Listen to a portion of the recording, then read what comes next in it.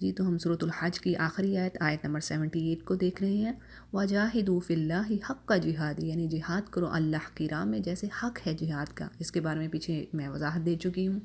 هُوَ اجْتَبَاكُمْ وَمَا جَعَلَ عَلَيْكُمْ فِي الدِّينِ مِنْ حَرَجٍ، یعنی جس نے تمہیں چوز کیا، جس نے تمہیں برگزیدہ بنایا اور تمہارے لیے دین میں کوئی حرج نہیں بنایا، کوئی تنگی نہیں بنائی، یعنی دین کے احکامات پر عمل کرنے کے بارے میں، یعنی ایسا حکم دیا جس کا نفس انسانی جس کے بوجھ کو اٹھا نہ سکتی ہو۔ اور اس کے علاوہ اللہ سبحانہ وتعالیٰ نے مسلمانوں کو بہت ساری آسانیاں عطا کی ہیں جو پچھلی شریعتوں میں نہیں تھی۔ نبی کریم صلی اللہ علیہ وسلم کا فرمان ہے اسی طرح کہ ہر دور میں دین کے احکامات پر عمل کیا جا سکتا ہے، بشرط یہ کہ انسان عمل کرنے کی خواہش رکھتا ہو۔ صحیح بخاری اس کو روایت کر رہے ہیں۔ اور آگے بات ہے ملت ابیکم ابراہیم ہوا سماکم المسلمین، یعنی یہ دین تمہارے باپ ابراہیم کا، اسی کو قائم رکھو، اور اسی اللہ نے تمہارا نام مسلمان رکھا، اور اس قرآن سے پہلے اور اس میں بھی، تاکہ تم پر پیغمبر گواہ ہو جائے اور تم تمام لوگوں کے لیے گواہ بن جاؤ۔ دیکھیں آیت کے اس حصے کی وضاحت بڑی اہم ہے۔ بعض کے نزدیک یہاں پر شہادت علی الناس کی ذمہ داری امت مسلمہ پر ڈالی گئی ہے، یعنی سبحان اللہ کیا ورڈ آئے ہیں، ہو وجتباکم، یعنی اللہ سبحانہ تعالیٰ نے چوز کیا امت مسلمہ کو۔ اور یہ الفاظ اجتبا اور استفاء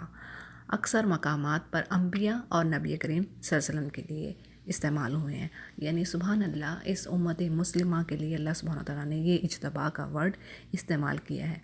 یعنی کیا بات ہے کہ جو دین اللہ سبحانہ تعالیٰ نے آپ صلی اللہ علیہ وسلم تک پہنچایا، اب آپ کی امت کی ذمہ داری ہے کہ وہ آگے دوسرے انسانوں تک پہنچائیں۔ دیکھیے نبی کریم صلی اللہ علیہ وسلم خاتم الانبیاء، یعنی کہ آپ آخری نبی، اور اس کے بعد اب کوئی نبی نہیں ہے، تو کیا ہے اب یہ جو نبوت کا یہ جو پیغام پہنچانا ہے، تبلیغ کا جو کام دینا ہے، توحید کا جو پیغام نشر کرنا ہے، وہ کس کی ذمہ داری ہے؟ یہ امت مسلمہ پر ڈال دی اللہ سبحانہ تعالیٰ نے۔ کتنی بڑی اور کتنی خوبصورت بات۔ اور قرآن کریم میں اللہ سبحانہ تعالیٰ نے فرمایا کہ کنتم خیر امہ اخرجت للناس، یعنی تم تو بہترین امت ہو اور تمہیں نکالا گیا ہے لوگوں کے لیے۔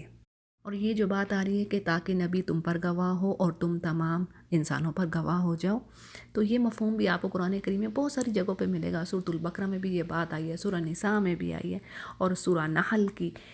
آیت نمبر 89 میں بات آتی ہے وَيَوْمَ نَبْعَثُ فِي كُلِّ أُمَّةٍ شَهِيدًا عَلَيْهِمْ مِنْ أَنفُسِهِمْ وَجِئْنَا بِكَ شَهِيدًا عَلَى هَؤُلَاءِ، یعنی ہر نبی قیامت والے دن اپنی امت پر گواہی دے گا، اور نبی کریم صلی اللہ علیہ وسلم اور آپ کی امت کے لوگ، یعنی دو لوگ، نبی کریم صلی اللہ علیہ وسلم اور آپ کی امت کے لوگ انبیاء کے بارے میں گواہی دیں گے کہ یہ سچے ہیں اور انہوں نے یقیناً اللہ تیرا پیغام پہنچا دیا۔ صحیح بخاری کی یہ روایت ہے۔ یعنی یہ آیت واضح کر رہی ہے کہ جو سلسلہ انبیاء کرام سے چلا، یعنی توحید کی دعوت دینے کا، اللہ کی طرف لوگوں کو پکارنے کا، حق و باطل کے راستے کی طرف نشاندہی کرنے کا، گائیڈنس دینے کا لوگوں کو، وہ نبی کریم صلی اللہ علیہ وسلم تک آ کر ختم ہوا، اور اس کے بعد یہ ذمہ داری آپ کی امہ کی طرف ٹرانسفر ہو گئی۔ یعنی یہ ایک چین ہے، ایک سلسلہ ہے جو کہ نہ ختم ہونے والا جب تک اللہ چاہے گا۔ یعنی یہ جو ذمہ داری تھی جو پہلے انبیاء ادا کر رہے تھے اس رسپانسبلٹی کو، پھر نبی کریم صلی اللہ علیہ وسلم تک آئی، اور آپ کے جانے کے بعد اب یہ ذمہ داری اس امت پر ہے کہ لوگوں کے سامنے جو دین الحق ہے اس کو واضح کریں اور لوگوں کی رہنمائی کریں، نہیں تو کیا اللہ کے آگے وہ مجرم ٹھہریں گے۔ اور یہ جو بات آ رہی ہے ابراہیم علیہ السلام کے بارے میں کہ ملت ابیکم ابراہیم، یعنی تمہارے باپ ابراہیم کی یہ ملت ہے، بات یہ کہ عرب حضرت اسماعیل علیہ السلام کی اولاد میں سے تھے، اسی اعتبار سے حضرت ابراہیم علیہ السلام عربوں کے باپ تھے، اور غیر عرب بھی حضرت ابراہیم علیہ السلام کا ایک بزرگ شخصیت کے طور پر اسی طرح احترام کرتے تھے جس طرح بیٹے باپ کا احترام کرتے ہیں، آنر دیتے ہیں، اسی لیے وہ تمام ہی لوگوں کے باپ تھے۔ اس کے علاوہ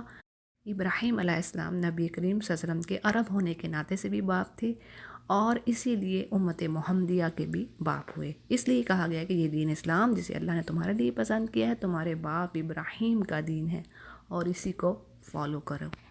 اور پھر آگے بات ہے فَقِیمُوا الصَّلَاةَ وَآتُوا الزَّکَاةَ، یعنی نماز قائم کرو اور زکوٰۃ دو، وَاعْتَصِمُوا بِاللَّهِ، اور اللہ کو مضبوطی سے تھام لو، هُوَ مَوْلَاکُمْ، جو تمہارا ولی ہے، تمہارا مالک ہے، فَنِعْمَ الْمَوْلَىٰ وَنِعْمَ النَّصِيرُ، یعنی کیا ہی اچھا مالک ہے اور کتنا ہی بہترین مددگار ہے وہ۔ یعنی آخر میں بات پھر عبادات کی آگے کیا ہے؟ صلاح، نماز، یعنی کہ دیکھو یہ ایک اہم اور خصوصی عبادت ہے، یعنی اس کے وداؤٹ، اس کے بغیر جو ہے اللہ کا قرب ہم حاصل نہیں کر سکتے۔ تو یہ بات آپ کو کئی جگہ پہ ملے گی۔ اور پھر وہی دوسری بات، خرچ کرنا، زکوٰۃ، اگرچہ زکوٰۃ کی بات ہوتی ہے تو زکوٰۃ کا معنی کیا ہے؟ یعنی خرچ کرنا۔ تو یہ جیسے آپ دیکھیں کہ سورۃ البقرہ کی 1-2 پیج پورے بھرے ہوئے ہیں سبحان اللہ اسی کے بارے میں، خرچ کرنے کے بارے میں کہ کیسا ان کے لیے اجر ہے، کس طرح ان کے لیے ریوارڈ ہے۔ جیسے کوئی زمین میں ایک بیج ڈالتا ہے اور اس بیج سے پھر کیسے ایک بوڑھا پودا اور پھر آگے کیسے کیسے اس کے لیے ثمرات، یعنی کس طرح ایک بالی سے کتنی بالیاں اور پھر ہر بالی میں کتنے کتنے دانے، سبحان اللہ، یعنی اللہ سبحانہ تعالیٰ کس طرح اس اجر کو بڑھاتا ہے۔ یہ 2 چیزیں بڑی ہی خاص، بہت ہی خاص، یعنی یہ زکوٰۃ سے یہ مت جانی کہ یہ واجب زکوٰۃ ہی کا حکم ہر جگہ پہ آیا ہے۔ قرآن کریم میں بہت ساری جگہوں پہ آیا ہے کہ اللہ سبحانہ تعالیٰ نے فرمایا کہ میرے وہ بندے جو میرے عہد کو پورا کرتے ہیں، سورہ رعد کی بڑی خوبصورت آیات ہیں کہ وہ میرے عہد کو پورا کرتے ہیں، والذین یوفون بعہد اللہ من بعد میثاقہ ولا ینقضون المیثاق، اور پھر بات آتی ہے کہ جو خرچ کرتے ہیں، یعنی یہ کوالٹیز بتائی گئی یہاں پہ سورہ رعد میں۔ پھر آگے آتی ہے وَأَقَامُوا الصَّلَاةَ وَأَنفَقُوا مِمَّا رَزَقْنَاهُمْ سِرًّا وَعَلَانِيَةً وَيَدْرَؤُونَ بِالْحَسَنَةِ السَّيِّئَةَ، یعنی نماز قائم کرتے ہیں، زکوٰۃ دیتے ہیں، خرچ کرتے ہیں۔ یہاں پہ زکوٰۃ کے ورڈ نہیں آئے گرچہ، لیکن یہاں پہ بات آئی ہے خرچ کرتے ہیں۔ وَأَنفَقُوا مِمَّا رَزَقْنَاهُمْ، جو کچھ ہم نے دے رکھا ہے، سرًّا یعنی چھپے اور علانیہ خرچ کرتے ہیں، اور پھر اس سے کیا ہے، بڑی خوبصورت بات ہے وَيَدْرَؤُونَ بِالْحَسَنَةِ السَّيِّئَةَ، یعنی وہ برائی کو بھلائی سے دھکیلتے ہیں، ٹالتے ہیں۔ یدرعون یعنی اس کو ہٹاتے ہیں برائی کو بھلائی سے، یعنی نیکیاں کر کے۔ کیا بات ہو رہی ہے؟ یعنی کہ جو حسنات ہیں، اور یہ بات ہم نے سورہ ہود کی آیت نمبر 114 میں بھی پڑھی، ان الحسنات یذہبن السیئات، یعنی بے شک یہ جو اچھائیاں ہیں، نیکیاں ہیں، وہ برائیوں کو لے جاتی ہیں، دور کر دیتی ہیں۔ ذالک ذکری للذاکرین، یعنی بات کیا آتی ہے کہ جو عبادات ہیں، نمازیں ہیں، یہ نیکیاں ہیں، اللہ کی راہ میں خرچ کرنا، یہ صدقات و خیرات، یہ سب کے سب کیا کرنے والی ہیں؟ یہ چیزیں انسان کو پاک کر دینے والی ہیں، برائیوں کو دور کر دینے والی ہیں۔ جیسے حدیث میں رسول اللہ صلی اللہ علیہ وسلم نے فرمایا، بتاؤ اگر تمہارے کسی دروازے پر بڑی نہر ہو، وہ روزانہ اس میں 5 مرتبہ نہاتا ہو، کیا اس کے بعد اس کے جسم پر کوئی میل کچیل باقی رہے گا؟ تو صحابہ نے عرض کیا نہیں۔ آپ صلی اللہ علیہ وسلم نے فرمایا اسی طرح 5 نمازیں ہیں، ان کے ذریعے سے اللہ تعالیٰ گناہوں اور خطاؤں کو مٹا دیتا ہے۔ سبحان اللہ، یعنی یہ جو عبادات ہیں، یہ تو نماز کے بارے میں ہو گیا، اور صدقات کے بارے میں بھی ہم نے کتنا پڑھا ہے، سورہ توبہ میں بھی آتا ہے کہ یہ انسان کو پاک کر دینے والی چیز ہے، انسان کے گناہ معاف ہوتے ہیں صدقہ خیرات دینے سے، استغفار کرنے سے۔ یعنی یہ عبادات جو ہیں وہ انسان کی پاکی کا اور تقوی کے حصول کا، یعنی اس سے اللہ کا فیئر حاصل ہوتا ہے، تقوی حاصل ہوتا ہے۔ تو جی الحمدللہ سورۃ الحج مکمل ہوئی۔ سورۃ المؤمنون کو دیکھتے ہیں۔ اعوذ باللہ من الشیطان الرجیم، بسم اللہ الرحمن الرحیم۔ سورۃ المؤمنون مکی سورہ ہے، اور اس کی شروع کی آیات میں اللہ سبحانہ تعالیٰ نے اعمال صالحہ یعنی جو گڈ ڈیڈز ہیں ان کی ڈویژن کی ہے، جن کی بیس پر ایک مومن بندہ کی سیرت بنتی، خوبصورت سیرت کی بنیاد یعنی اساسات جو ہیں وہ ان میں بتائی گئی ہیں۔ اور اس کو آپ یوں کہہ سکتے ہیں کہ basic social values, social evils, ان کا کیا تصور ہے، کیا ان کے بارے میں اللہ سبحانہ تعالیٰ کی گائیڈنس ہے لوگوں کے لیے، وہ سارا کچھ آ رہا ہے۔ اور بڑی اہم یہ آیات ہیں، یعنی سبحان اللہ، اس میں ایک مومن کی جو صحیح جو اس کی جو سیرہ ہے، جو اس کی پرسنالٹی ہے، اس کو نکھارنے کے لیے اس میں یہ اوصاف، یہ کوالٹیز مسٹ ہونی چاہیے۔ یعنی بات یہ ہے کہ معاشرے کے افراد اچھے ہوئے، یعنی ایک فرد اچھا ہوا، اس کی سیرت خوبصورت ہوئی، اس کے اخلاق اچھے ہوئے، اس کی ویلیوز میں خوبصورتی ہوئی، تو کیا ہے، اس کی گھریلو زندگی اچھی ہوگی، ایک خوبصورتی کا نمونہ ہوگی، اچھا اخلاق دوسروں پہ اچھا اثر چھوڑے گا۔ پھر کیا ہے، اس سے ایک خوبصورت معاشرہ جو ہے وہ وجود میں آئے گا، ایک خوبصورت سوسائٹی بنے گی، بہترین سوسائٹی بنے گی۔ یعنی ایک یونٹ مل کے پھر سوسائٹی، اور پھر اس کے بعد پھر اوپر آپ چلتے چلیں۔ بات یہ ہے کہ پہلے بیس، اگر بیس ہماری کمزور ہوگی، بیس ہی برائی کے اوپر ہوگی، بری چیزوں کے اوپر، یعنی کہ سوشل ایولز کا ہی نہیں پتہ، اچھا ہے کیا ہے، برا کیا ہے، چوری نہیں کرنی، جھوٹ نہیں بولنا، حرام نہیں کھانا، رشوت نہیں لینی، یہ ساری چیزیں ایسی اخلاقی بیماریاں ہیں، ایسے سوشل ایولز ہیں جو نہ صرف اس کے لیے نقصان دہ ہیں بلکہ پورے معاشرے کو تباہ کر دینے والی ہیں۔ اب ان آیات میں کیا بات آ رہی ہے؟ سبحان اللہ، قد افلح، کامیاب ہوگے، قد افلح المؤمنون، فلاح پاگے۔ فلاح کے جو لغوی معنی ہے چیرنا، کاٹنا، کاشتکار کو بھی، یعنی کہ جو کسان ہوتا ہے، جو فارمر ہوتا ہے، اس کو بھی فلاح کہا جاتا ہے۔ تھوڑا سا میں اس کو ایکسپلین کرتی چلتی ہوں آپ کے لیے، کیونکہ یہ ورڈ قرآن کریم میں آپ کو بہت ساری جگہوں پہ ملے گا، جیسے مفلحون، یفلحون، اس طرح کر کے، یعنی فلاح سے، کامیابی سے یہ ورڈ تعلق رکھتا ہے۔ اور کیسی کامیابی؟ یعنی آپ بات سمجھیے گا فلاح سے، فارمر سے، کہ وہ کیا کرتا ہے کہ وہ بیج کو زمین میں ڈالتا ہے اور پھر کیا ہے، جو بیج ہے وہ اپنے خول سے پھٹ کر باہر آتا ہے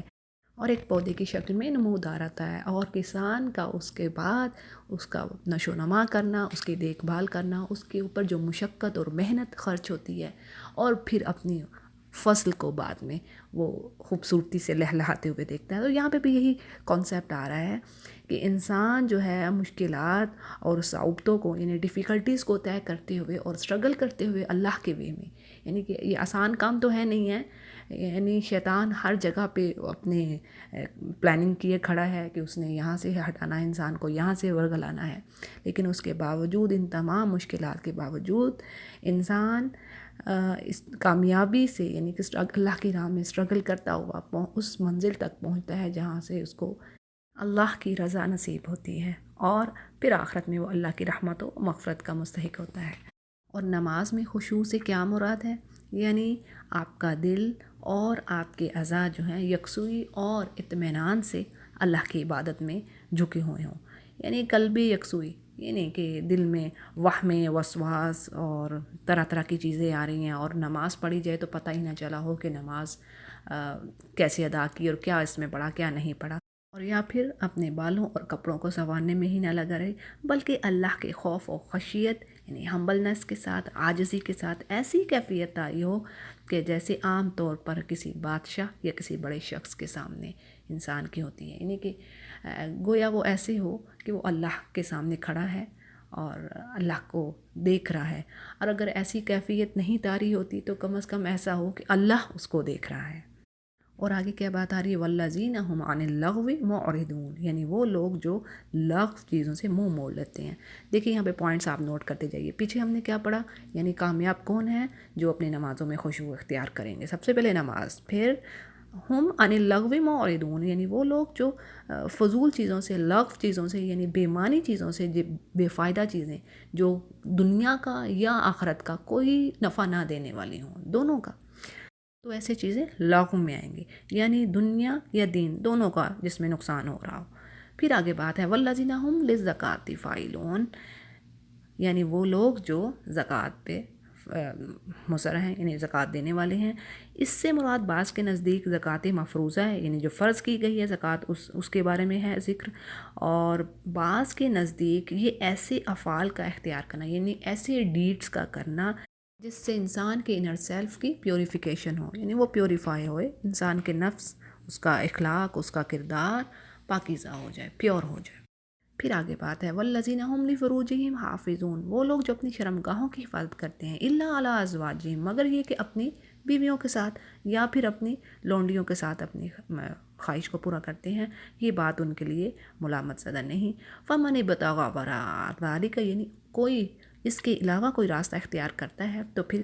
وہ زیادتی کرنے والوں میں سے ہے۔ دیکھیں پیچھے بات ہوئی کہ وہ لغو چیزوں کی طرف نہیں جاتے، پھر آتا ہے کہ وہ اپنی شرمگاہوں کی حفاظت کرتے ہیں، یعنی کیا ہے کہ اپنی جنسی خواہش کے لیے، اپنی یہ جو ڈیزائر ہیں سیکس کی، اس کے لیے صرف دو ہی راستے اللہ سبحانہ تعالیٰ نے مینشن کیے، کیا؟ بیوی سے مباشرت کرنا یا پھر لونڈی سے، بلکہ اب صرف بیوی سے ہی مباشرت کرنا جائز ہے، دوسرے کام سے اس چیز کو روک دیا گیا ہے، کیونکہ اصطلاحی لونڈی کا وجود فی الحال ختم ہے۔ تاہم مفسرین کے نزدیک جب کبھی بھی ایسے حالات دوبارہ وجود میں آئے، یعنی دوبارہ ایسے حالات ہوئے، تو پھر بیوی کی طرح لونڈی سے مباشرت کرنا بھی جائز ہوگی۔ پھر آگے کیا بات آ رہی ہے کہ وہ لوگ جو اپنی امانتوں اور وعدے کی حفاظت کرنے والے ہیں، یہ یعنی ایک اور وصف ان کا بیان ہوا ہے مومنوں کا کہ وہ اپنی امانتوں کے امین ہیں، یعنی اس سے مراد ڈیوٹی کی ادائیگی، رازدانہ باتیں اور مالی امانتوں کی حفاظت ہے، اور رعایت عہد میں اللہ سے کیے ہوئے میثاق یعنی اللہ سے جو کیا ہوا وعدہ ہے اور بندوں سے کیا گیا وعدہ دونوں شامل ہیں۔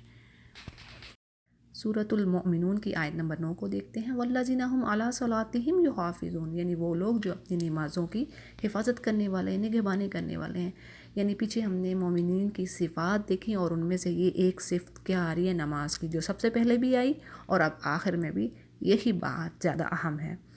اور پھر کیا ہے، اولئک هم الوارثون، یعنی ان تمام صفات کے حامل لوگ، یعنی جن کے اندر جن کی پرسنالٹیز میں یہ تمام کوالٹیز پائی جائیں گی، یہ صفات ہوں گی،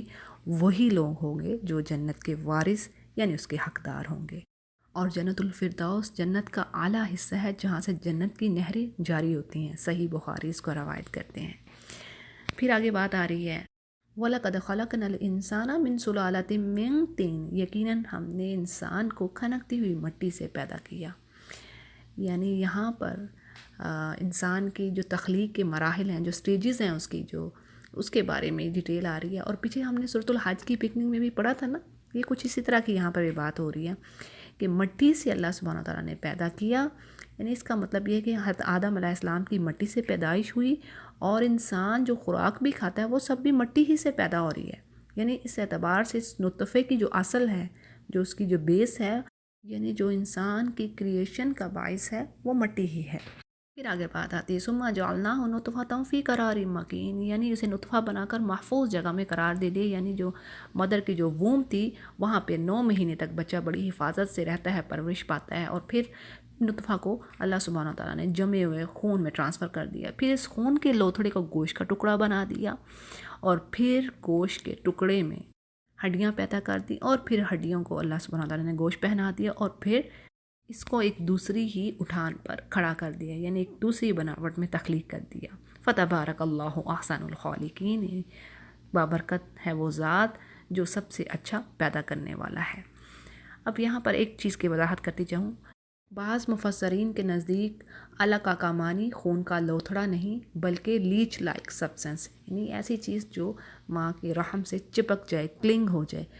کیونکہ علقہ کا جو ورڈ ہے عین لام قا، معلق اس سے بنتا ہے، متعلق کا ورڈ اس سے بنتا ہے، تو اس سے وہ کہتے ہیں کہ خون کا لوتھڑا تو کوئی یعنی سینس نہیں بنتے۔ بہرحال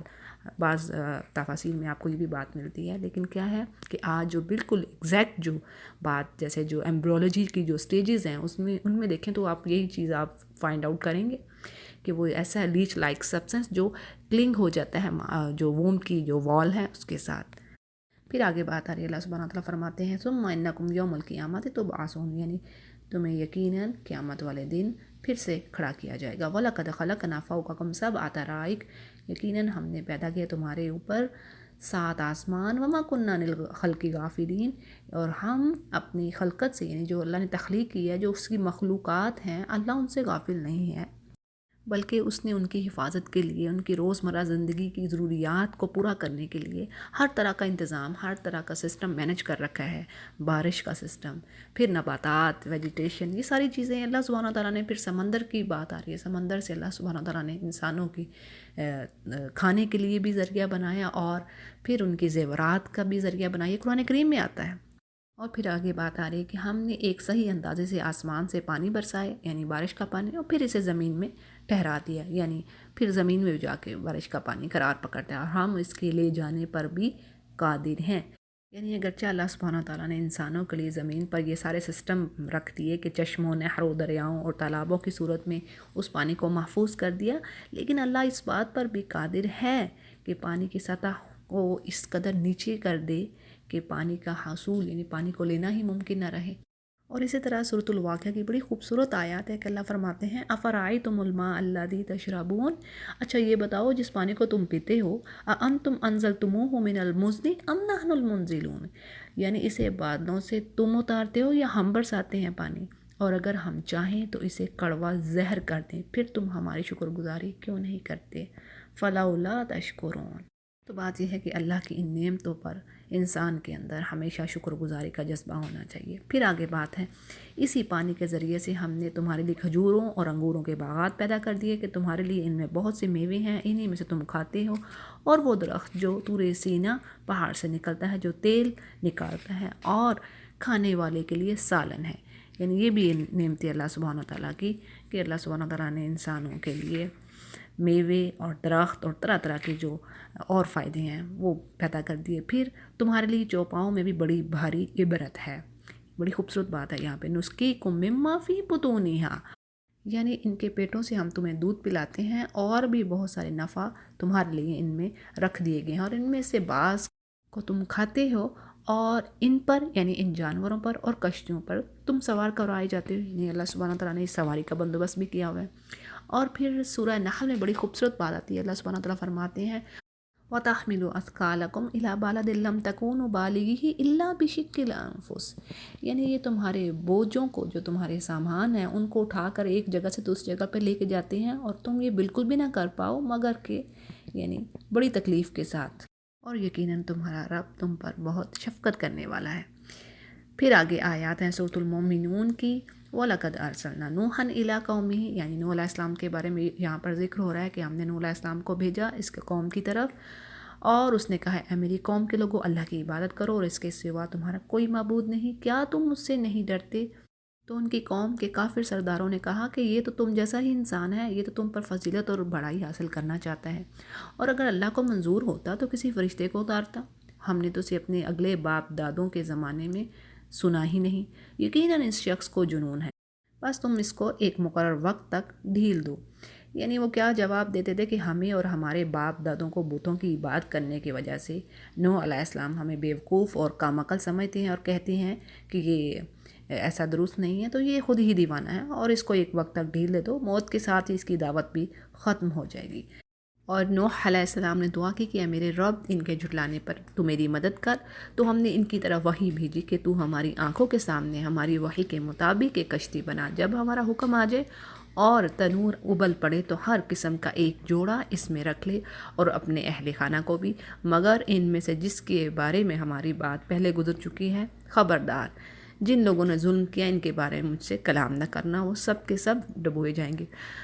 نوح علیہ السلام کا قصہ ہم سورہ ہود میں بڑی ڈیٹیل میں پڑھتے ہیں کہ نوح علیہ السلام نے 950 سال دعوت و تبلیغ کی اپنی قوم کے اندر، اور اس کے باوجود بھی وہ مسلمان نہ ہوئے، وہ ایمان نہ لائے،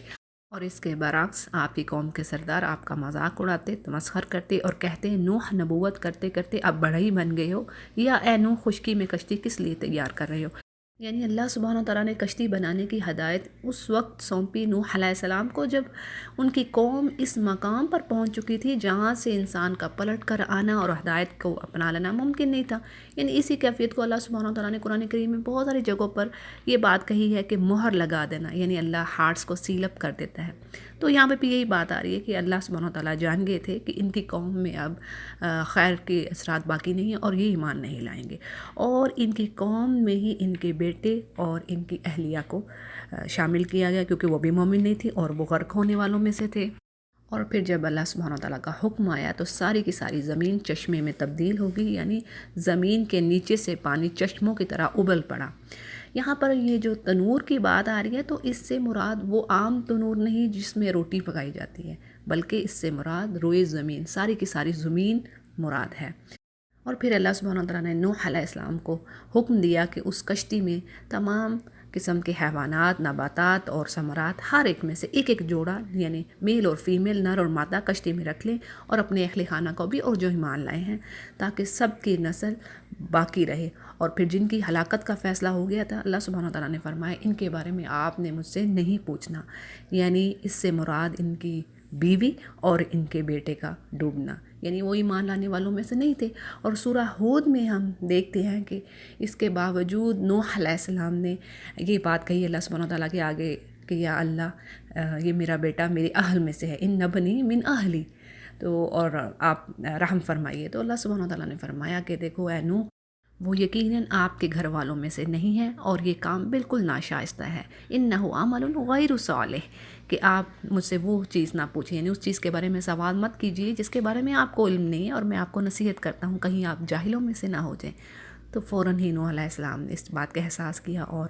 دعا کی کہ اے میرے رب مجھے بخش دے، اور میں پناہ چاہتا ہوں کہ میں تجھ سے ایسی بات پوچھوں جس کے بارے میں مجھے علم نہیں ہے۔ اور اگلی آیت میں بات آتی ہے کہ اللہ سبحانہ وتعالیٰ فرماتے ہیں جب نوح تم اور تمہارے ساتھی کشتی میں اطمینان کے ساتھ بیٹھ جاؤ تو کہنا کہ سب تعریف اللہ ہی کے لیے ہے جس نے ہمیں ظالم لوگوں سے نجات عطا فرمائی، اور کہنا کہ اے میرے رب مجھے بابرکت اتارنا، تو ہی بہتر اتارنے والوں میں سے ہے۔ یہ بڑی خوبصورت دعا ہے، وَقُلْ رَبِّ أَنزِلْنِی مُنزَلًا مُبَارَكًا وَأَنتَ خَيْرُ الْمُنزِلِينَ، کہ جب سواری پر بیٹھیں تو اس دعا کو بھی پڑھنا اچھی بات ہے، یہ فائدہ دینے والی بات ہے۔ ربی انزلنی منزلا مبارکا وانت خیر المنزلین۔ پھر آگے بات آتی ہے ان فی ذلک لآیات وان کنا لمبتلین، یقیناً اس میں بڑی نشانیاں ہیں اور ہم بے شک آزمائش کرنے والے ہیں۔ یعنی نوح علیہ السلام کے اس قصص میں اہل ایمان کے لیے بھی نشانیاں ہیں اور کافروں کے لیے بھی، کہ کس طرح اللہ سبحانہ وتعالیٰ اہل ایمان کو اور اپنے پیغمبروں کو بچاتا ہے، ان کو نجات دیتا ہے، اور کافروں کے لیے کیا ہے، اگرچہ ان کو دنیا میں اللہ سبحانہ وتعالیٰ دنیا کے مال و دولت سے نوازتا ہے، ان کے لیے جاہ و حشمت اور اقتدار کے دروازے کھولتا ہے، یعنی ان کو دنیا میں اگرچہ کتنی ہی قوت اللہ سبحانہ وتعالیٰ دے دے، لیکن آخر میں انجام کس کا ہے؟ متقین کا، مومنین کا۔ یعنی یہ جھوٹ اور حق کی جو لڑائی ہے، اس میں جیت جو ہے وہ حق کی ہوتی ہے۔ اور آگے بات آتی ہے کہ اللہ سبحانہ وتعالیٰ فرماتے ہیں ثم انشأنا من بعدهم قرنا آخرین، یعنی ہم نے اس کے بعد اور امت کو پیدا کیا اور پھر ان میں سے ہی رسول بھیجے۔ یعنی اکثر مفسرین کے نزدیک قوم نوح کے بعد جس قوم کو اللہ سبحانہ وتعالیٰ نے پیدا فرمایا ان میں رسول بھی بھیجے، وہ قوم عاد ہے، کیونکہ اکثر مقامات پر قوم نوح کے جانشین کے طور پر، یعنی ان کے جو پیچھے آنے والی جو قوم کا ذکر آتا ہے وہ قوم عاد ہے، اور ان کے رسول نے ان سے کیا کہا کہ تم سب اللہ کی عبادت کرو، اس کے سوا تمہارا کوئی معبود نہیں، اور تم کیوں نہیں اللہ سے ڈرتے؟ اور ان کے سرداروں نے کیا جواب دیا کہ جو کفر کرتے تھے اور آخرت کی ملاقات کو جھٹلاتے تھے، اور اللہ سبحانہ وتعالیٰ نے اگرچہ ان کو دنیا کی زندگی میں خوشحالی دے رکھی تھی، اور کیا کہتے کہ یہ تو تم جیسا ہی انسان ہے، تمہاری طرح کی خوراک وہ کھاتا ہے اور تمہاری ہی پینے کا یہ پانی پیتا ہے، اگر تم نے اپنے ہی جیسے انسان کی تابعداری کرنی ہے تو بے شک تم سخت خسارہ پانے والوں میں سے ہو جاؤ گے۔ اور کیا یہ تم سے اس بات کا وعدہ کرتا ہے، یعنی یہ کافروں کے الفاظ تھے کہ کیا تم سے اس بات کا وعدہ کرتا ہے کہ جب تم مر کر صرف خاک اور ہڈی رہ جاؤ گے تو کیا تم پھر زندہ کیے جاؤ گے؟ نہیں، یہ تو بہت ہی دور کی بات ہے، اور جس کا تم وعدہ دیے جاتے ہو یہ تو صرف زندگانی دنیا کی ہے، اور اسی میں ہم جیتے اور مرتے ہیں، اور ایسا نہیں ہو سکتا کہ ہم پھر اٹھائے جائیں۔ یعنی عقیدہ آخرت پر ایمان نہ رکھنا اور دنیا کی آسائشوں کی جو فراوانی تھی، یہ ان بنیادی سبب بنے ان کے ایمان نہ لانے پر۔ اور آج بھی اہل باطل، یعنی کہ جو اللہ سبحانہ وتعالیٰ پہ فیبریکیشنز رکھتے ہیں، جو جھوٹی باتیں کہتے ہیں، آج بھی یہی چیزیں ہیں کہ ان کی جو خواہشات ہیں جو ان کو ایمان کی طرف نہیں آنے دیتی، وہ روکتی ہیں اس چیز سے۔ ایک اور بڑی اہم بات جو ان آیات سے واضح ہو رہی ہے وہ کیا، کہ ایک بشر کا نبی ہونا وہ ان کی غلط فہمی کا سبب تھا۔ یعنی وہ اس بات پر یقین نہیں رکھ رہے تھے کہ کیسے ہو سکتا ہے کہ اللہ ایک بشر کو، جیسے جو ان کے جیسا ہے، ان کے جیسے ہی خوراک کھاتا ہے، ان کے جیسے ہی رہن سہن ہے اس کو فضیلت دے دے باقی انسانوں پر، تو یہ ممکن نہیں ہے۔ یعنی نبی کا بشر ہونا، نبی کا انسان ہونا ان کے لیے باعث منکر تھا، یعنی وہ ایمان لانے کی راہ میں بہت بڑی رکاوٹ تھا۔ اور اسی طرح کی بات ہمیں سورہ ابراہیم کی آیت نمبر 10 میں بھی ملتی ہے، جہاں پر کافروں نے بات اپنے رسولوں سے کیا کہی کہ تم تو ہمارے جیسے ہی انسان ہو، تم چاہتے ہو کہ ہمیں ان خداؤں کی عبادت سے روک دو جن کی بات ہمارے باپ دادا کرتے رہے تھے، اچھا تو ہمارے سامنے کوئی کھلی دلیل لے آؤ، کوئی لاجک رکھو، کوئی پروف دو ہمیں۔ تو ان کے پیغمبروں نے ان سے کہا یہ سچ ہے کہ ہم بھی تمہارے جیسے ہی انسان ہیں، لیکن بات یہ ہے کہ اللہ سبحانہ وتعالیٰ اپنے بندوں میں سے جس پر چاہتا ہے فضل کرتا ہے اپنا، اور اللہ کے حکم کے بغیر ہماری مجال نہیں ہے کہ ہم کوئی پروف تمہارے سامنے رکھ دیں۔ یعنی وہاں پہ بھی وہی بات آ رہی کہ وہ ایک بشر کو رسول ماننے پر انکاری تھے، اور یہاں پہ بھی یہی چیز آ رہی ہے۔ پھر آگے بات آتی ہے کہ کافر کہتے ہیں کہ یہ تو بس ایسا ہی شخص ہے جس نے اللہ پر جھوٹ باندھ لیا، اور ہم اس پر ایمان لانے والے بالکل نہیں ہیں۔ تو نبی نے دعا کی کہ اے میرے رب ان کے جھٹلانے پر میری مدد کر۔ یعنی بالآخر نوح علیہ السلام کی طرح اس پیغمبر نے بھی اللہ کی بارگاہ میں دعا کی، مدد کے لیے ہاتھ اٹھائے، اور جواب ملا کہ یہ تو بہت ہی جلد اپنے کیے پر پچھتانے لگیں گے۔ یعنی اللہ سبحانہ وتعالیٰ نے اپنے نبی کو تسلی دی کہ بہت جلد وہ عذاب آنے والا ہے جس پر یہ پچھتائیں گے، لیکن اس وقت یہ پچھتانا ان کے کسی کام نہ آئے گا، اور بالآخر عدل کے تقاضے کے مطابق انہیں چیخ نے پکڑ لیا، اور اللہ سبحانہ وتعالیٰ نے انہیں کوڑا کرکٹ کر ڈالا، بس ظالموں کے لیے دوری ہو۔ اور کہتے ہیں کہ یہ جو چیخ تھی حضرت جبرائیل علیہ السلام کی چیخ تھی، اور بعض کہتے ہیں کہ یہ ویسی ہی سخت چیخ تھی جس کے ساتھ ٹھنڈی ہوا بھی تھی، اور دونوں نے مل کر کچھ ہی لمحوں میں ان کو فنا کے گھاٹ اتار دیا، یعنی ان کو مکمل طور پر ہلاک کر دیا۔ اور ان کے بعد ہم نے اور بھی بہت سی امتیں پیدا کی، یعنی ان کے بعد بھی اللہ سبحانہ تعالیٰ نے اور نیشنز کو پیدا کیا، اور نہ تو کوئی امت اپنے وقت مقررہ سے آگے بڑھی اور نہ ہی پیچھے رہی۔ یعنی پیچھے آنے والی قوموں میں حضرت صالح، حضرت لوط، حضرت شعیب علیہ السلام کی قومیں ہیں، کیونکہ سورۃ الاعراف اور سورہ ہود میں اسی ترتیب سے ان کے واقعات بیان کیے گئے ہیں۔ اگر آپ ان کو دیکھیں تو سورہ ہود میں بھی بڑی خوبصورتی کے ساتھ ایک ترتیب، ایک آرڈر چلتا ہے، نوح علیہ السلام، پھر ہود علیہ السلام، پھر صالح علیہ السلام، اس طرح کر کے آگے تک جاتا ہے، اور پھر سورہ اعراف میں بھی آپ کو یہ ترتیب، یہ آرڈر ملتا ہے۔ اور یہ سب امتیں قوم نوح اور قوم عاد کی طرح جب ان کی ہلاکت کا وقت، یعنی جو یہ جھٹلانے والی قومیں تھیں، جو کافر قومیں تھیں، ان کی بھی ہلاکت کا جو مقررہ وقت تھا اس سے نہ تو وہ پیچھے ہٹ سکی اور نہ ہی آگے ہو سکی۔ سورۃ المؤمنون کی آیت نمبر 44 کو دیکھتے ہیں۔ یہاں اللہ سبحانہ تعالیٰ فرماتے ہیں، پھر ہم نے لگاتار رسول بھیجے، یعنی ایک کے بعد دوسرا متواتر لگاتار رسول آتے رہے ہر امت کے پاس۔ جس امت کے پاس اس کا رسول آیا اس نے جھٹلایا، بس ہم نے ایک کو دوسرے کے پیچھے لگا دیا۔ یعنی جس قوم نے جھٹلایا اپنے انبیاء کو، اللہ سبحانہ تعالیٰ نے ان کی ہلاکت و بربادی کا سامان کیا اور انہیں افسانہ بنا دیا۔ یعنی بعد میں آنے والے لوگوں کی زبانوں پر ان کے صرف واقعات اور قصص ہی رہ گئے، یعنی ان کی سٹوریز ہی ان کی زبانوں پر رہ گئی۔ پھر آگے بات ہے، ان لوگوں کو دوری ہے جو ایمان قبول نہیں کرتے۔ پھر آگے بات ہے، ہم نے موسیٰ اور اس کے بھائی ہارون علیہ السلام کو اپنی آیتوں اور کھلی دلیل کے ساتھ بھیجا۔ یعنی آیات سے مراد وہ 9 آیات ہیں، وہ 9 معجزات ہیں جو اللہ سبحانہ تعالیٰ نے موسیٰ علیہ السلام کو دیے تھے، اور جن میں سب سے جو غالب، جو سب سے عظیم جو معجزات تھے، ان میں ان کے عصا کا اسلحہ بن جانا، ید بیضا، یعنی ان کے ہاتھ کا چمکتا ہوا باہر آنا، اور اس کے علاوہ اور بھی بہت سے معجزات جو ہم نے سورہ اعراف میں پڑھے، اور اسی طرح کچھ سورۃ البقرہ میں بھی ہم نے دیکھے۔ اور سلطان مبین سے مراد حجت واضحہ، یعنی کلیئر پروف جو موسیٰ علیہ السلام کو دیے گئے، جس کا جواب فرعون اور اس کے درباریوں کے پاس نہیں تھا۔ تو یہاں پر کیا اللہ سبحانہ تعالیٰ فرماتے ہیں کہ فرعون اور اس کے لشکروں کی طرف بھیجا موسیٰ اور ہارون علیہ السلام کو، بس انہوں نے تکبر کیا، اور وہ تھے ہی سرکش لوگ، کہنے لگے کہ ہم اپنے جیسے 2 شخصوں پر ایمان لائیں، حالانکہ خود ان کی قوم کے لوگ ہمارے ماتحت ہیں، یعنی وہ ہمارے غلام ہیں۔ یعنی ان کا استکبار، ان کی ایروگنس بنیادی وجہ بنی ان کے عقیدہ آخرت پر بلیو کرنے پر، اور اسباب دنیا کی جو فراوانی تھی وہ ایک علیحدہ چیز تھی۔ پھر آگے بات آ رہی ہے، بس انہوں نے ان دونوں کو جھٹلایا، آخر وہ بھی ہلاک شدہ لوگوں میں مل گئے۔ اور ہم نے موسیٰ کو کتاب بھی دی کہ لوگ راہ راست پر آ جائیں۔ یہاں پر امام ابن کثیر رحمہ اللہ فرماتے ہیں کہ حضرت موسیٰ علیہ السلام کو تورات فرعون اور اس کی قوم کو غرق کرنے کے بعد دی گئی، اور تورات کے نزول کے بعد، یعنی تورات نازل ہونے کے بعد اللہ نے کسی قوم کو عذاب عام، یعنی اجتماعی جو عذاب ہے، کولیکٹیولی جو پنشمنٹ آتی ہے، وہ اس عذاب سے کسی کو ہلاک نہیں کیا، بلکہ مومنوں کو یہ حکم دیا جاتا رہا کہ وہ کافروں سے جہاد کریں۔ یہ بڑی اہم بات ہے۔ پھر آگے بات ہے، ہم نے ابن مریم اور اس کی والدہ کو ایک نشانی بنایا، یعنی عیسیٰ علیہ السلام کو اور ان کی والدہ کو ایک نشانی بنایا۔ یعنی کیسی نشانی کہ عیسیٰ علیہ السلام اللہ کے حکم سے بغیر باپ کے پیدا ہوئے، جو اللہ کی قدرت کی ایک نشانی ہے، جس طرح آدم علیہ السلام کو اللہ سبحانہ تعالیٰ نے بغیر ماں اور باپ کے پیدا کیا۔ اور کہیں پر یہ بھی بات آتی ہے کہ اللہ سبحانہ تعالیٰ فرماتے ہیں کہ وہ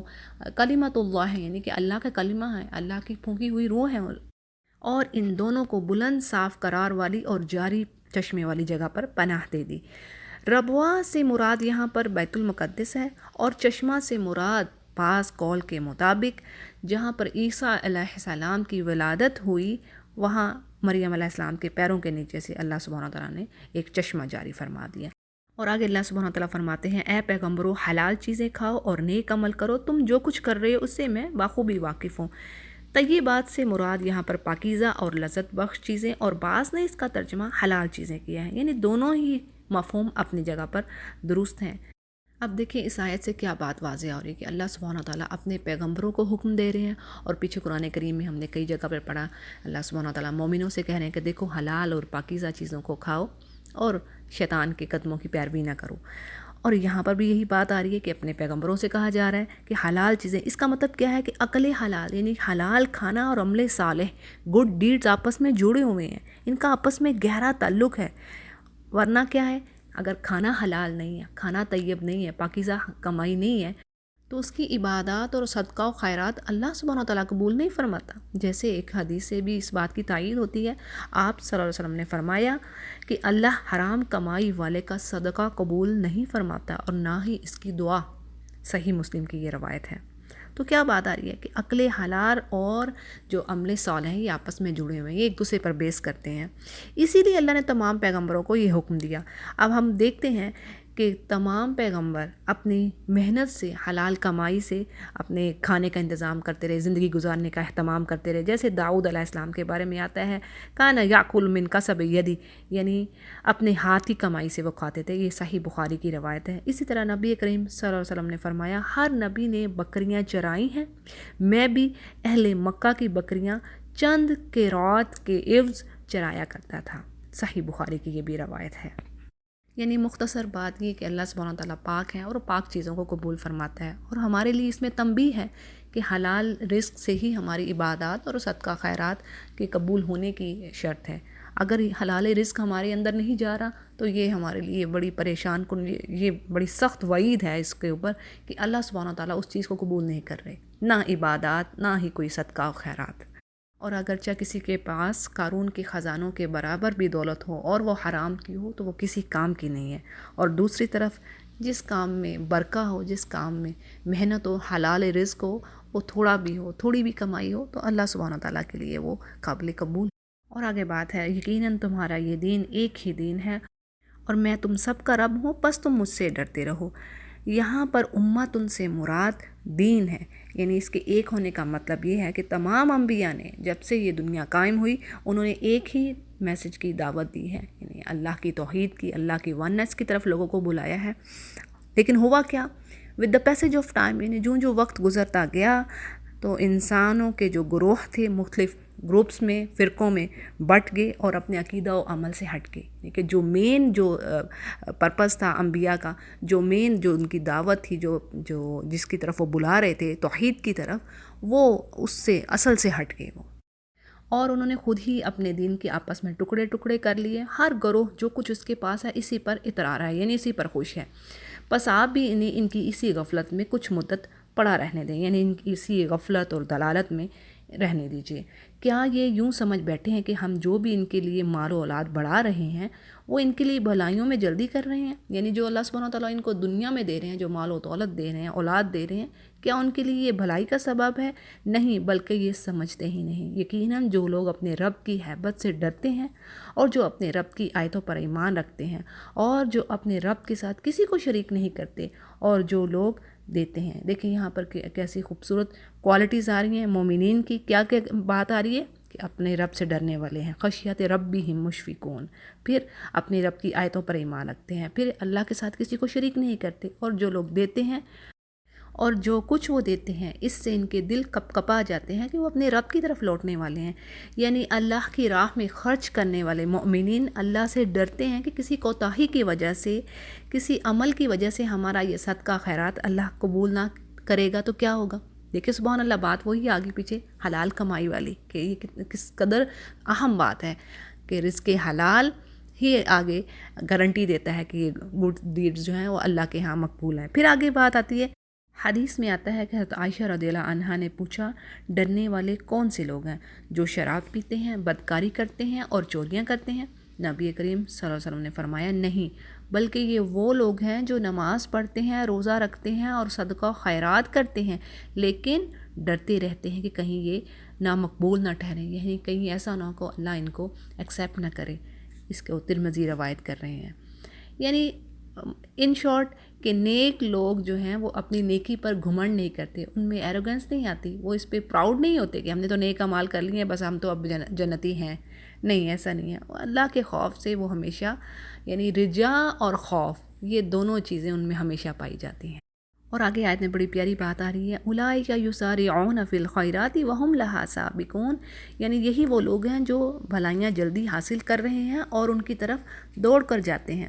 ہم کسی نفس کو اس کی طاقت سے زیادہ تکلیف نہیں دیتے اور ہمارے پاس ایسی کتاب ہے جو حق کے ساتھ بولتی ہے اور ان کے اوپر کچھ بھی ظلم نہیں کیا جائے گا۔ یعنی اس آیت میں ایک بات تو یہ آ رہی ہے کہ اللہ تعالیٰ کسی جان کو اس کی طاقت سے زیادہ تکلیف نہیں دیتا، اس سے زیادہ آزماتا نہیں ہے۔ جیسے سورۃ البقرہ کی آخری 2 آیات میں بھی ہم یہی کچھ پڑھتے ہیں، لا یکلف اللہ نفسا الا وسعها، یعنی جتنی کسی کی طاقت ہے، ہمت ہے، اس سے بڑھ کر اس پر اللہ بوجھ نہیں ڈالتا۔ جیسے اگر ہم سورۃ البقرہ کی وضاحت ہی لیں، یعنی اس میں بات آتی ہے کہ اللہ سبحانہ تعالیٰ نے فرمایا تھا کہ اللہ تعالیٰ جو تمہارے دلوں میں ہے اس پر بھی پکڑ کرے گا، تو اس پر صحابہ کرام نے رسول اللہ صلی اللہ علیہ وسلم سے عرض کی کہ نماز، روزہ، زکوٰۃ و جہاد وغیرہ یہ سارے اعمال ایسے ہیں جن کا ہمیں حکم دیا گیا اور ہم ان کو کر لیتے ہیں اور یہ ہمارے طاقت میں ہیں، یعنی یہ ہماری طاقت سے اوپر نہیں ہے، لیکن دل میں پیدا ہونے والے خیالات اور وسوسوں پر تو ہمارا اختیار ہی نہیں ہے، یعنی اس پر تو انسانی طاقت جو ہے وہ قدرت ہی نہیں رکھتی، تو پھر اس پر کیا ہوگا؟ تو اللہ تعالیٰ نے ان پر بھی محاسبے کا اعلان فرما دیا ہے۔ نبی کریم صلی اللہ علیہ وسلم نے فرمایا فی الحال تم سمعنا و اطعنا کہو، چنانچہ صحابہ رضی اللہ عنہم نے یہی الفاظ کہے اور ان کے جذبہ سمع و اطاعت یعنی ان کی اوبیڈینس کو دیکھتے ہوئے اللہ سبحانہ تعالیٰ نے اس آیت کو منسوخ کر دیا۔ یہ ابن کثیر اور فتح القدیر میں کی روایت میں بات آتی ہے اور ایک حدیث سے بھی اس کی تائید ہوتی ہے، جس میں بات یہ ہے کہ نبی کریم صلی اللہ علیہ وسلم نے فرمایا کہ اللہ نے میری امت سے جی میں آنے والی باتوں کو، یعنی جو وسوسے اٹھتے ہیں ان کے دل میں، ان سے ان کی گرفت پر انہیں معاف فرما دیا ہے، یہاں تک کہ ان پر عمل کیا جائے، یعنی جو وسوسے دل میں اٹھ رہے ہیں ان کے اوپر کوئی پکڑ نہیں ہے جب تک کہ ان پر عمل نہ کیا جائے یا پھر ان کا اظہار زبان سے کر دیا جائے۔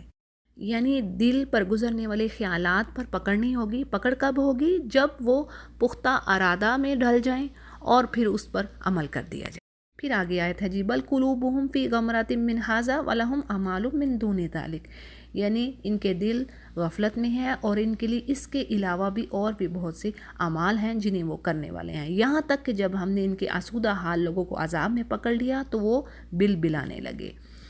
آج مت بل بلاؤ، یقیناً تم ہمارے مقابلے میں مدد نہیں کیے جاؤ گے۔ یعنی دنیا میں جب اللہ سبحانہ تعالیٰ ان کو کوئی عذاب سے دو چار کرے تو کوئی چیخ و پکار اور جزا وزا انہیں اللہ کی گرفت سے نہیں چھڑا سکتی، اسی طرح جو آخرت کا عذاب ہے وہ اس سے بھی بڑھ کر ہے۔ اور قرآن کریم میں یہ مفہوم کئی جگہ پر آیا کہ آخرت کا عذاب دنیا کے عذاب سے بڑھ کر ہے، جیسے سورہ فصلت کی آیت نمبر 16 میں کیا بات آتی ہے، لِنُذِيقَهُمْ عَذَابَ الْخِزْيِ فِي الْحَيَاةِ الدُّنْيَا، یعنی ہم انہیں چکھائیں گے عذاب کا مزہ، یعنی رسوائی کے والا عذاب دنیا کی زندگی میں، وَلَعَذَابُ الْآخِرَةِ أَخْزَىٰ، یعنی آخرت کا عذاب اس سے بھی زیادہ رسوا کن ہوگا، وَهُمْ لَا يُنصَرُونَ، اور وہ مدد نہ دیے جائیں گے۔ پھر آگے اللہ سبحانہ وتعالیٰ فرماتے ہیں کہ میری آیتیں تو تمہارے سامنے پڑھی جاتی تھیں، پھر بھی تم اپنے ایڑیوں کے بل الٹے بھاگتے تھے اور اکڑتے ہوئے افسانہ گوئی کرتے ہوئے اسے چھوڑ دیتے تھے۔ کیا انہوں نے اس بات پر غور ہی نہیں کیا؟ بلکہ ان کے پاس وہ آیا جو ان کے اگلے باپ دادوں کے پاس نہیں آیا تھا۔ یعنی وہ کیا چیز تھی جو ان کے باپ دادوں کے پاس نہیں آئی تھی اور ان کے پاس آئی؟ قرآن کریم، اللہ کا دین اور اس کی شریعت، جس کو نبی کریم صلی اللہ علیہ وسلم لے کے آئے، اور یہ اللہ کی بہت بڑی نعمت تھی جو اللہ نے ان کی طرف کی، اور بجائے کہ اللہ کا شکر ادا کرنے کے، دین اسلام کو قبول کرنے کی، انہوں نے اسی طرح جھٹلایا جس طرح پیچھے قوموں نے اپنے انبیاء کو جھٹلایا اور انہیں ایمان لانے کی توفیق نہ ہوئی۔ پھر آگے بات ہے، انہوں نے پیغمبر کو نہیں پہچانا اور اس کے منکر ہی رہے، اور یہ اپنی نبی سے کہتے ہیں کہ اسے جنون ہے، یعنی یہ کریزی ہے، بلکہ وہ تو ان کے پاس حق لے کے آیا ہے۔ ہاں، ان میں سے اکثر حق سے چڑنے والے ہیں، یعنی حق کو قبول کرنے والے ہی نہیں۔ اگر حق ہی ان کی خواہشوں کا پیرو ہو جائے، یعنی ان کو فالو کرنے لگے، تو زمین و آسمان اور ان کے درمیان کی ہر چیز درہم برہم ہو جائے۔ یعنی یہ اللہ سبحانہ تعالیٰ کا دین اور شریعت اگر ان کی خواہشات کی پیروی کرنے لگے، اگر ان کی رضا کو فالو کرنے لگے، تو کیا ہوگا؟ زمین و آسمان کا سارا سسٹم درہم برہم ہو جائے گا۔ یعنی یہ کیا چاہیں گے؟ یہ کافر تو چاہیں گے کہ ایک معبود کی بجائے زیادہ سارے معبود ہو جائیں، اور اگر فی الواقع ایسا ہو بھی جائے تو کیا ہوگا؟ یہ گویا یونیورسل سسٹم جو ہے، یہ سارا کا سارا کائنات کا نظام تباہ ہو جائے گا۔ لیکن حق بات تو یہ ہے کہ اللہ سبحانہ وتعالیٰ فرماتے ہیں کہ ہم نے انہیں ان کی طرف نصیحت پہنچا دی، لیکن وہ اپنی نصیحت سے منہ موڑے ہوئے ہیں۔ کیا آپ ان سے کوئی اجرت چاہتے ہیں؟ یعنی نبی کریم صلی اللہ علیہ وسلم سے فرمایا جا رہا ہے کہ آپ ان سے کوئی مال چاہتے ہیں، اس پہ کوئی اجر چاہتے ہیں؟ یاد رکھیے کہ آپ کے رب کی اجرت ہی بہت بہتر ہے اور سب سے بہتر روزی دینے والا ہے وہ۔ اور سورہ خود میں بھی ہم یہ پڑھتے ہیں کہ ہر نبی نے آ کے اپنی قوم سے یہی کہا، یا قومی لا اسألکم علیہ مالا، یعنی میں تم سے کوئی مال نہیں چاہتا۔ اور کہیں پہ آتا ہے یا قومی لا اسألکم علیہ اجرا ان اجریہ الا علی اللہ، یعنی میں تم سے کوئی اجر نہیں چاہتا، میرا تو اجر اللہ ہی کے پاس ہے۔ اور پھر یہاں پر آگے بات آ رہی ہے کہ یقیناً آپ تو انہیں راہ راست کی طرف بلا رہے ہیں، انہیں نبی کریم صلی اللہ علیہ وسلم کا کام تو یہی ان کو گائیڈنس کی طرف لانا، سیدھے راستے کی طرف لے کے آنا۔ بے شک جو لوگ آخرت پر یقین نہیں رکھتے وہ سیدھے راستے سے مڑ جانے والے ہیں، اور اگر ہم ان پر رحم فرمائیں اور ان کی تکلیفیں دور کر دیں تو یہ اپنی سرکشی میں جم کر اور بہکنے لگیں گے۔ یعنی اسلام کے خلاف ان کے دلوں میں جو بغض، عناد، جو ہیٹ اور جیلسی اور کفر اور شرک کی دلدل آئی ہے، اسی میں پھنسے رہیں گے۔ پھر آگے بات آتی ہے، اور ہم نے انہیں عذاب میں پکڑا، تاہم یہ لوگ نہ تو اپنے رب کے سامنے جھکے اور نہ ہی عاجزی اختیار کی۔ یہاں پر عذاب سے مراد وہ شکست ہے، وہ ڈیفیٹ ہے جو جنگ بدر میں کفار مکہ کو ہوئی، جس میں ان کے 70 آدمی بھی مارے گئے، اور وہ قحط سالی یعنی جو فوڈ کی شارٹیج ہونا، یہ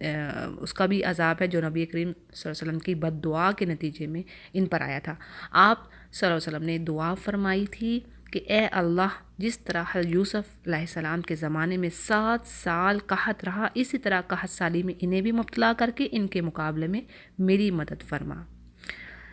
اس کو بخاری روایت کر رہے ہیں۔ چنانچہ کیا ہوا، کفار مکہ کو قحط سالی میں اللہ سبحانہ تعالیٰ نے مبتلا کیا، جس پر حضرت ابو سفیان رضی اللہ عنہ نے نبی کریم صلی اللہ علیہ وسلم کے پاس آ کر درخواست کی، اور انہیں اللہ کا اور رشتہ داری کا واسطہ دے کر کہا کہ اب تو ہم جانوروں کی کھالیں اور خون تک کھانے پر مجبور ہو گئے، جس پر پھر یہ آیت نازل ہوئی۔ ابن کثیر اس کو روایت کرتے ہیں۔ سورۃ المؤمنون کی آیت نمبر 77 کو دیکھتے ہیں۔ یہاں اللہ سبحانہ وتعالیٰ فرماتے ہیں کہ جب ہم نے ان کفار مکہ پر سخت عذاب کا دروازہ کھول دیا تو اسی وقت فوراً مایوس ہو گئے۔ اور پیچھے ہم نے ان کی عذاب کی فارم کیا دیکھی کہ جنگ بدر میں ان کے 70 آدمی مارے گئے، اور نبی کریم صلی اللہ علیہ وسلم کی دعا سے ان پر قحط نازل کیا گیا۔ اور یہاں پر جس عذاب کی بات ہو رہی ہے، اس سے مراد آخرت کا عذاب بھی ہو سکتا ہے اور دنیا کا بھی، اور جہاں میں وہ تمام راحت اور خیر سے مایوس اور محروم ہوں گے اور ان کی تمام امیدیں ختم ہو چکی ہوں گی۔ پھر آگے بات آتی ہے، اللہ فرماتے ہیں جس نے تمہارے لیے کان اور آنکھیں اور دل پیدا کیے مگر تم بہت ہی کم شکر کرتے ہو۔ یعنی اللہ سبحانہ تعالیٰ نے انسانوں کو عقل و فہم اور سننے کی یہ صلاحیتیں دیں، اور دیکھیں یہ مفہوم قرآن کریم میں بہت ساری جگہوں پہ آئے گا کہ اللہ سبحانہ تعالیٰ نے انسانوں کے لیے دل، ان کی آنکھیں، ان کی سماعت، یہ تمام صلاحیتیں انسان کو اس سے سننے، سمجھنے اور کائنات پہ غور و فکر کرنے کے لیے، لیکن ہوتا کیا ہے کہ وہ اس کے برعکس کام کرتا ہے۔ جیسے سورۃ الاحقاف میں ہم دیکھتے ہیں اللہ سبحانہ تعالیٰ فرماتے ہیں وَلَقَدْ مَكَّنَّاهُمْ فِي مَا إِن مَّكَّنَّاكُمْ فِيهِ وَجَعَلْنَا لَهُمْ سَمْعًا وَأَبْصَارًا وَأَفْئِدَةً، یعنی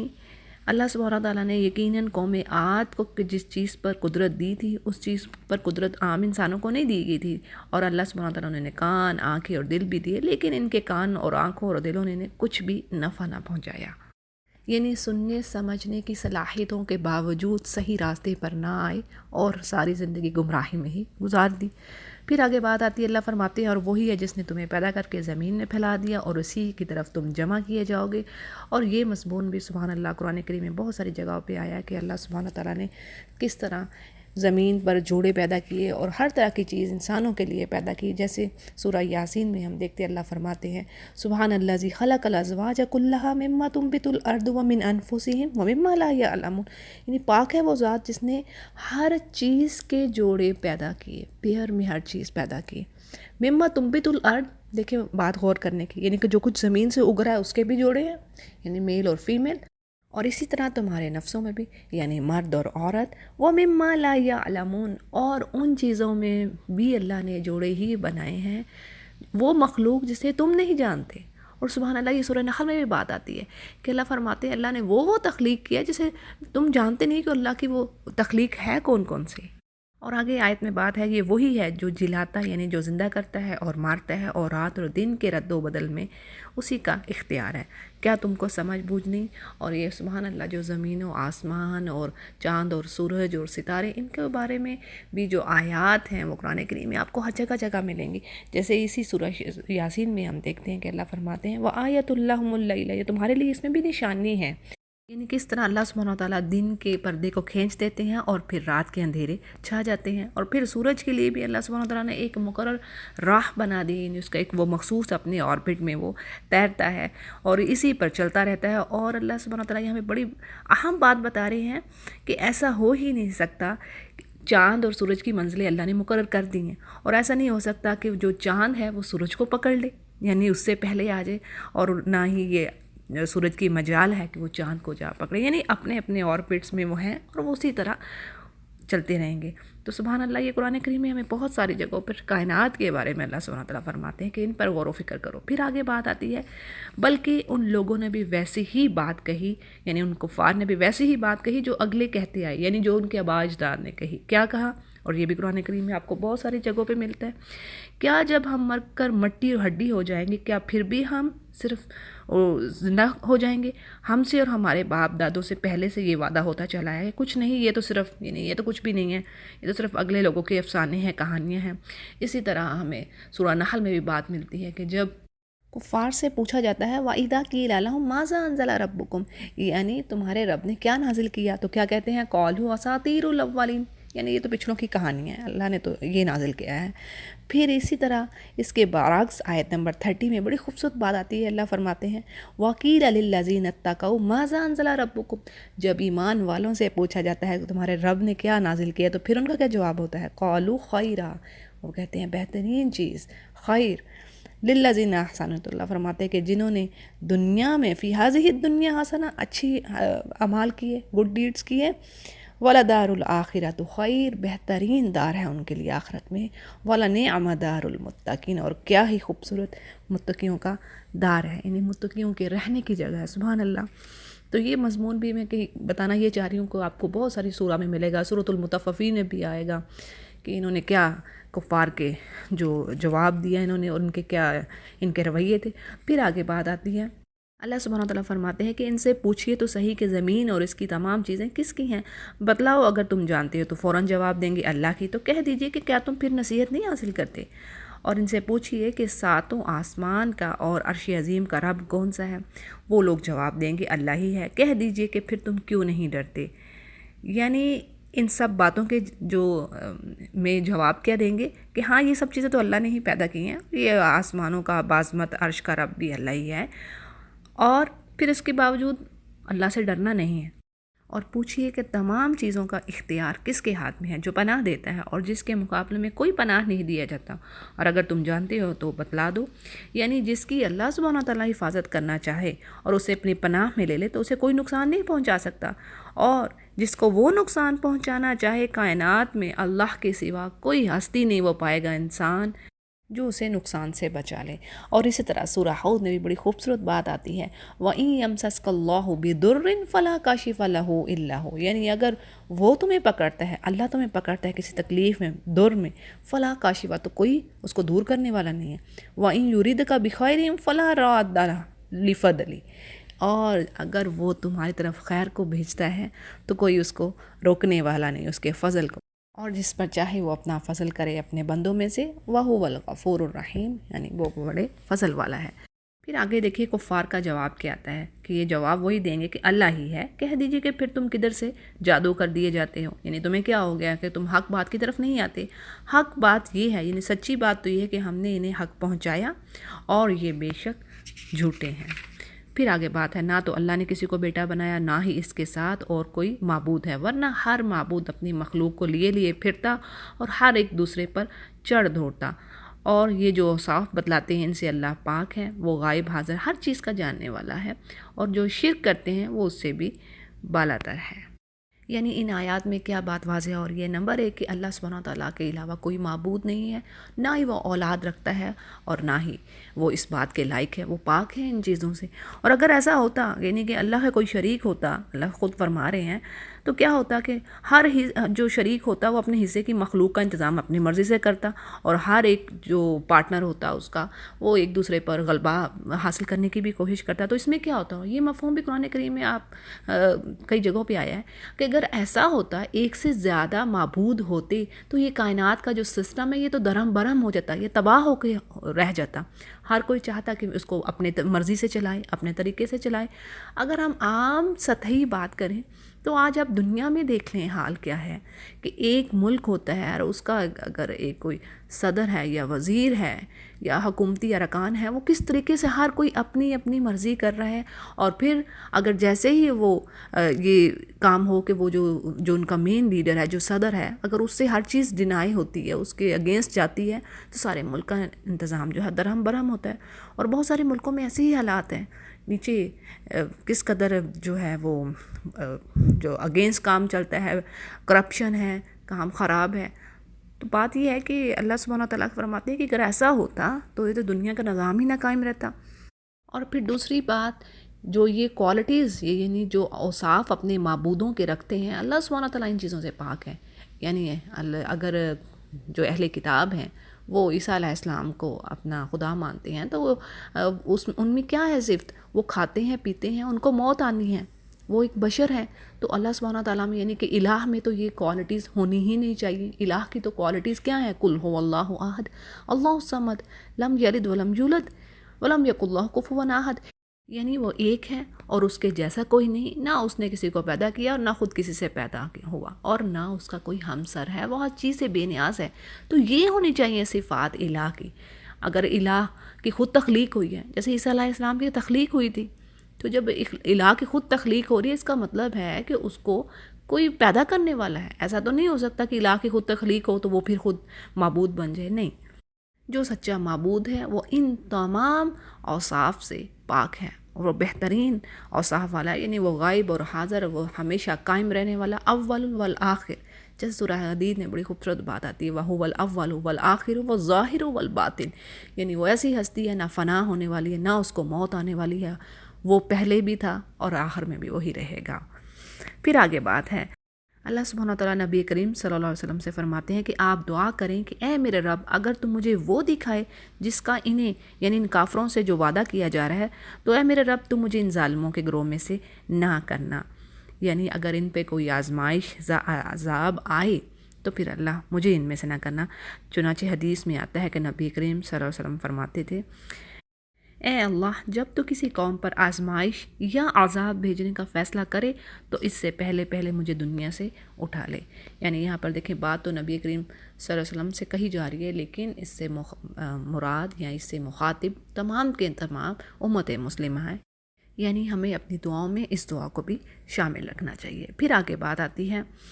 اور برائی کو آپ اس طرح دور کریں کہ جو سراسر بھلائی والا معاملہ ہو. اور جو کچھ یہ بیان کرتے ہیں ہم بخوبی واقف ہیں. اور پھر آگے ایک اور دعا آ رہی ہے یہاں پر،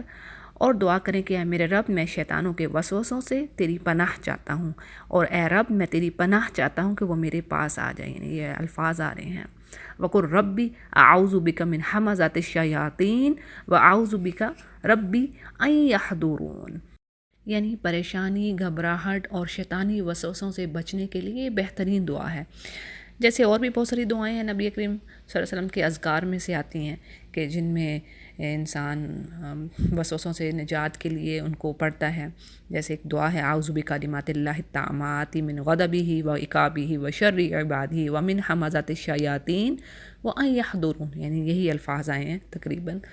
چنانچہ حدیث میں ہے کہ نبی کریم صلی اللہ علیہ وسلم شیطان سے اسی طرح استعاذہ یعنی پناہ حاصل کیا کرتے تھے ان الفاظ کے ساتھ، اعوذ باللہ السمیع العلیم من الشیطان الرجیم من حمزہ ونفخہ ونفثہ.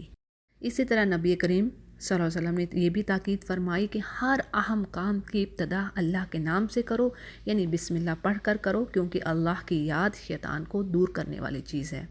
یعنی جیسے ہی انسان اللہ کا ذکر کرتا ہے شیطان دور ہو جاتا ہے، دفع ہو جاتا ہے. اور پھر یہ دعا بھی آپ صلی اللہ علیہ وسلم مانگا کرتے تھے، اللہم انی اعوذ بک من الحرم واعوذ بک من الحدم ومن الغرق واعوذ بک ان یتخبطنی الشیطان عند الموت. اور اس کا ترجمہ ہے، اے اللہ میں تیری پناہ مانگتا ہوں انتہائی بڑھاپے سے، اور تیری پناہ مانگتا ہوں دب کر مرنے سے اور غرق ہو کر مرنے سے، اور میں تیری پناہ مانگتا ہوں کہ موت کے وقت شیطان مجھے اچک لے۔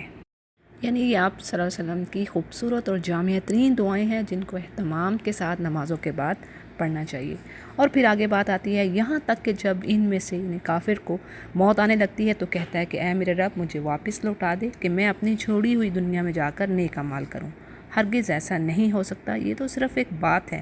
جس کا یہ قائل ہے۔ یعنی یہ کافر کی وہ خواہش اور وہ آرزو ہے جو وہ موت کے وقت اور دوبارہ اٹھائے جانے کے وقت اور پھر اللہ کی بارگاہ کے سامنے، یعنی کہ جب وہ اللہ کے سامنے کھڑا ہوگا اس وقت، اور جہنم میں جب اس کو دھکیلا جائے گا اس وقت یہ کرے گا۔ اور قرآن کریم میں اور بھی بہت ساری جگہوں پہ آتا ہے کہ کس طرح کافر پھر آرزو کریں گے، خواہش کریں گے کہ کاش ہم دنیا میں واپس لوٹائے جائیں اور ہم پھر ایمان رکھیں اور عمل صالح کریں، لیکن ایسا نہیں ہے۔ اب جیسے دیکھیں سورہ سجدہ میں بات آتی ہے آیت نمبر 12 میں کہ کاش آپ دیکھتے جب گنہگار لوگ اپنے رب کے سامنے کھڑے ہوں گے سر جھکائے ہوئے اور کہیں گے کہ اے ہمارے رب ہم نے دیکھ لیا اور اب ہم نے سن لیے، اب تو ہمیں واپس لوٹا دے، یعنی کہ اب ہم سب چیزوں کو جان چکے، اب ہمیں واپس لوٹا دے اور ہم نیک اعمال کریں گے اور ہم یقین کرنے والوں میں سے ہو جائیں گے۔ لیکن حقیقت کیا ہے؟ وہ اس کے برعکس، یعنی ان کو اگر دنیا میں لوٹا بھی دیا جائے تو ان کی یہ بات ہی رہے گی، یعنی ان کی یہ باتیں ہی ہیں، عمل صالح کی توفیق پھر بھی ان کو نہیں ملے گی۔ جیسے دوسرے مقام پر اللہ سبحانہ وتعالیٰ فرماتے ہیں سورۃ الانعام کی آیت نمبر 27 میں، وَلَوْ رُدُّوا لَعَادُوا لِمَا نُهُوا عَنْهُ، اگر انہیں دنیا میں لوٹا بھی دیا جائے تو یہ پھر وہی کام کریں گے، جس چیزوں سے ان کو روکا گیا وہی کام یہ پھر کریں گے۔ اور اسی طرح حضرت قتادہ رحمہ اللہ فرماتے ہیں کہ کافر کی اس آرزو میں ہمارے لیے بڑا لیسن ہے، بڑا سبق ہے مسلمانوں کے لیے۔ کیا؟ کہ کافر دنیا میں اپنے خاندان اور قبیلے کے پاس جانے کی خواہش نہیں کرے گا، یعنی اس کی یہ ڈیزائر نہیں ہوگی کہ وہ اپنے فیملی کے پاس جائے، بلکہ عمل صالح کے لیے دنیا میں آنے کی آرزو کرے گا۔ یعنی مسلمانوں کو جو زندگی اللہ سبحانہ تعالیٰ نے دی ہے اس کو غنیمت جانے اور زیادہ سے زیادہ عمل صالح کو اپنے لیے اکٹھا کریں۔ پھر آگے بات ہے ان کے پس پش، یعنی ان کے پیچھے تو ایک حجاب ہے ان کے دوبارہ جی اٹھنے کے دن تک، یعنی حجاب سے مراد یہاں پر برزخ کی زندگی ہے، یعنی زندگی دنیا کی اور آخرت کی، اس کے درمیان جو وقفہ ہے اس کو برزخ سے تعبیر کیا گیا، کیونکہ مرنے کے بعد انسان کا تعلق دنیا سے تو ختم ہو جائے گا اور آخرت کی زندگی کا آغاز ہو جاتا ہے۔ اور مفسرین کے نزدیک یہ درمیان کی جو زندگی ہے جو قبر میں یا پرندے کے پیٹ میں یا جلا ڈالنے کی صورت میں مٹی کے ذرات میں سے گزرتی ہے، یہی ہے برزخ کی زندگی۔ اور انسان کا یہ جو وجود ہے جہاں بھی ہو جس شکل میں بھی ہوگا، بظاہر وہ مٹی میں مل کر مٹی ہو گیا ہو یا راکھ بن گیا ہو یا دریا میں بہہ گیا ہو یا کسی جانور کی خوراک بن گیا ہو، مگر ہوگا کیا کہ اللہ سبحانہ تعالیٰ اس کو ایک نیا وجود عطا فرمائیں گے اور میدان محشر میں اس کو جمع کریں گے۔